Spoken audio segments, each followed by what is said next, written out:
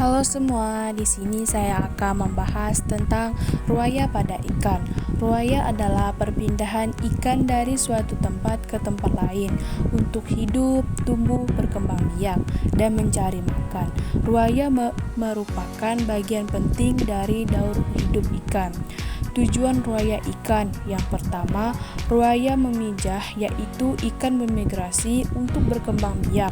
Yang kedua, ruaya mencari makan, yaitu ikan bermigrasi untuk mencari sumber makanan baru. Yang ketiga, ruaya menghindar dari lingkungan yang kurang baik, yaitu ikan bermigrasi untuk menghindari kelangkaan makanan. Contoh ruaya ikan, yang pertama, ikan salmon melakukan ruaya untuk kembali ke perairan tawar tempat mereka menetas.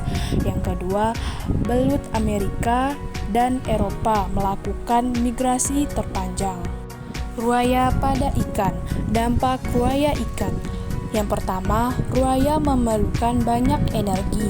Yang kedua, setelah melakukan ruaya, indukan ikan tidak memiliki energi yang cukup untuk berenang kembali ke laut. Yang ketiga, tidak jarang setelah melakukan ruaya, indukan ikan akan menjadi lemas.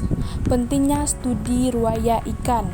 Yang pertama, studi mengenai ruaya ikan merupakan hal yang fundamental untuk dunia perikanan. Yang kedua, dengan mengetahui lingkaran ruaya ikan, kita dapat menentukan habitat dengan kondisi yang sesuai bagi keberlangsungan suatu tahapan kehidupan ikan. Ruaya pemijahan.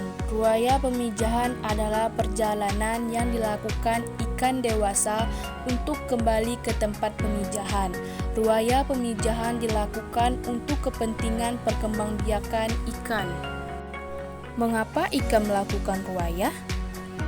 Yaitu mencari makan, perkawinan, dan menemukan habitat yang sesuai untuk keberlangsungan hidupnya. Ruaya pemijahan. Jenis-jenis ruaya. Yang pertama, Catadormus, yaitu ruaya ikan dari perairan tawar ke perairan laut. Yang kedua, Anadormus, yaitu ruaya ikan dari perairan laut ke perairan tawar. Contoh ikan yang melakukan ruaya. Yang pertama, Sidat, ikan yang sebagai besar hidupnya di air tawar tetapi bermigrasi ke laut untuk berkembang biak. Yang kedua, ikan salmon, ikan yang sebagai besar masa hidupnya di laut tetapi kembali ke perairan tawar untuk memijah. Yang ketiga, ikan belida, baung, tapa, tilan, dan lais. Nah, ini contoh-contohnya. Yang pertama ikan sidat, yang kedua ikan belida, yang ketiga ikan salmon.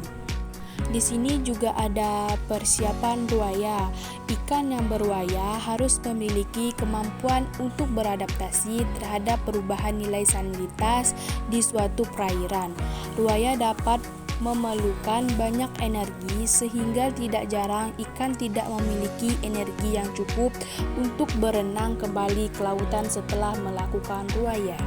Ruaya ke daerah pembesaran dan makanan. Ruaya ke daerah pembesaran adalah salah satu aktivitas ikan yang merupakan bagian dari daun hidupnya. Ruaya ikan dapat dibedakan menjadi beberapa jenis, di antaranya ruaya pemijahan, ruaya pencarian makan, dan ruaya menghindari lingkungan yang kurang baik. Penjelasannya, yang pertama, ruaya pemijahan adalah aktivitas ikan untuk melakukan pemijahan. Yang kedua, ruaya mencari makan adalah aktivitas ikan untuk mencari sumber makanan baru. Yang ketiga, ruaya menghindari lingkungan yang kurang baik adalah aktivitas ikan untuk menghindari lingkungan yang tidak konduktif. Ruaya ke daerah pembesaran. Migrasi ikan adalah perpindahan ikan dari satu tempat ke tempat lain. Migrasi ikan dapat terjadi karena beberapa faktor, di antaranya mencari sumber makanan baru, menghindari kelangkaan makanan yang mungkin terjadi karena datangnya musim dingin, menghindari overpopulasi. Ruaya pengungsian. Ruaya pengungsian adalah salah satu jenis ruaya ikan yang dilakukan untuk menghindari lingkungan yang tidak baik.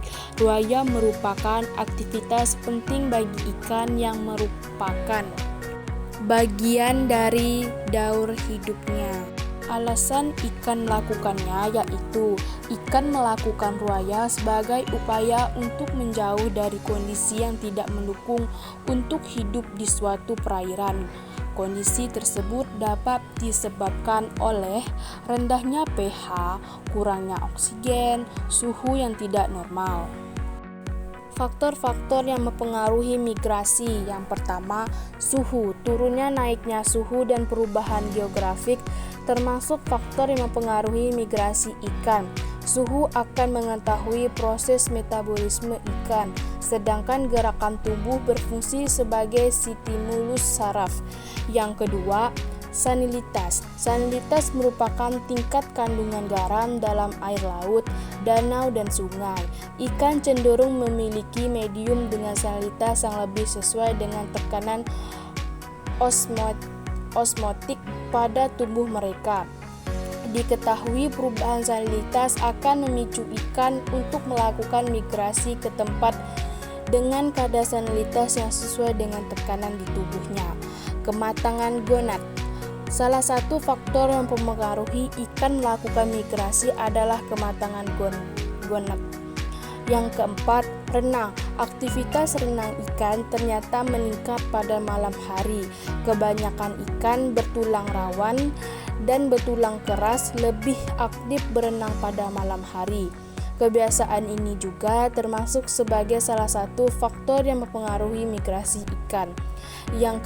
Yang kelima, intensitas cahaya. Intensitas cahaya juga sangat mempengaruhi pola penyebaran ikan, jenis ikan, hingga suhu dan tingkat kekeruhan perairan. Ikan memiliki cenderungan membantu kelompok kecil pada siang hari dan menyebar pada malam hari. Nah, sekarang sudah tahu ya kids, apa saja faktor-faktor yang mempengaruhi migrasi ikan.